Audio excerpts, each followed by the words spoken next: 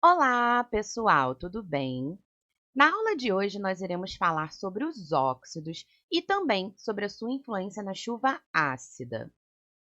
Nós já estudamos anteriormente os ácidos, as bases e os sais. E o outro grupo de substâncias que possui características bem particulares é a função óxido.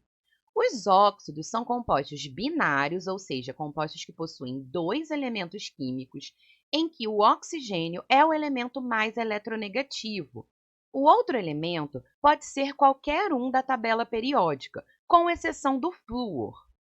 E aí nós temos uma observação muito importante. O composto OF2 não é considerado um óxido, ele é um sal inorgânico. Como o átomo de oxigênio, que está presente em todos os óxidos, é um ametal, o tipo de óxido formado depende do átomo ligado a ele.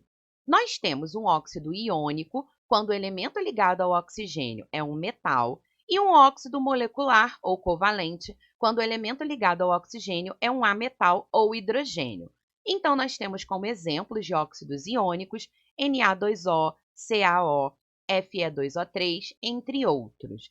E óxidos moleculares ou covalentes, nós temos NO2, CO, SO3, a água, entre outros. Nós podemos classificar os óxidos de acordo com a sua fórmula química. O primeiro caso são os óxidos ácidos ou anidridos, que são formados por ametais e possuem caráter covalente, sendo que, na presença de água, os óxidos ácidos produzem ácidos e, na presença de bases, eles formam sal e água.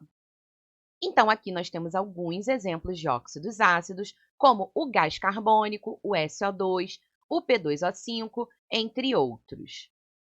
Então, todos os óxidos ácidos, ao reagirem com a água, darão origem a um ácido.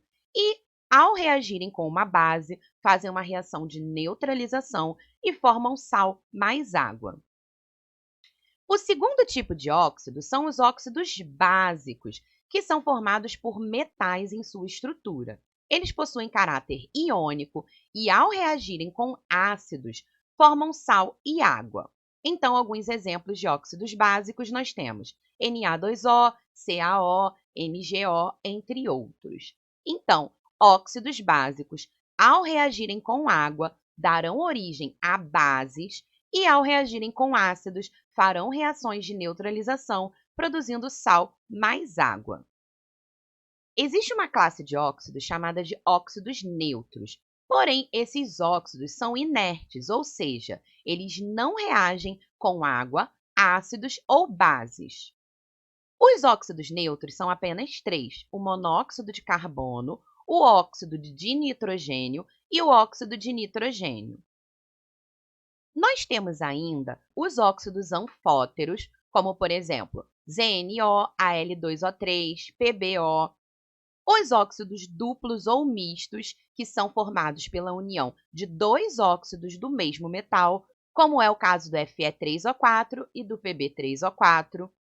Além disso, nós temos os peróxidos, onde o átomo de oxigênio está com uma carga menor do que a sua carga usual. E também os superóxidos, que são outro caso especial do oxigênio com carga diferente da sua carga usual. Essas quatro classes de óxidos serão aprofundadas somente no ensino médio. Como podemos verificar, a classificação dos óxidos em geral é dada pelo elemento formador. Então, nós podemos resumir para os elementos representativos da seguinte forma: em geral, metais alcalinos, alcalinos terrosos, formam óxidos básicos, os ametais formam óxidos ácidos e os óxidos anfóteros, em geral, são os elementos que ficam na interface entre metais e ametais. Como já mencionamos, os óxidos, em sua maioria, são capazes de reagir com a água. Em especial, as reações dos óxidos ácidos com a água são de grande interesse para nossos estudos, pois são as reações responsáveis pelo caráter ácido da chuva. Então, nós iremos ver alguns óxidos ácidos importantes e sua contribuição para a chuva ácida.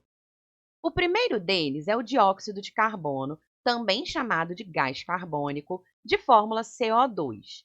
Este é o composto considerado o principal responsável pelo aquecimento global, em razão do efeito estufa, como veremos futuramente. O gás carbônico é eliminado na natureza pela respiração dos seres vivos e também na decomposição de matéria orgânica. Porém, a sua alta concentração na atmosfera é resultado da queima de combustíveis fósseis. Devido à presença do gás carbônico na atmosfera, a chuva é naturalmente ácida, pois, em contato com a água e pelas suas características ácidas, o gás carbônico produz naturalmente ácido carbônico, que se misturam às microgotículas de água e caem na forma de chuva. Então, o gás carbônico, ao reagir com a água, forma o ácido carbônico. Esse é um fenômeno natural e não é considerado chuva ácida quando em concentrações normais.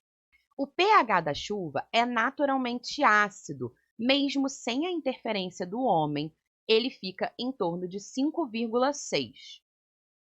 Os óxidos de enxofre também contribuem para a acidez da chuva. Além das erupções vulcânicas, que são fontes naturais desses gases, os óxidos de enxofre, SO2 e SO3, são formados pela queima do carvão mineral e dos derivados do petróleo, como o óleo diesel, visto que ambos contêm impurezas de enxofre.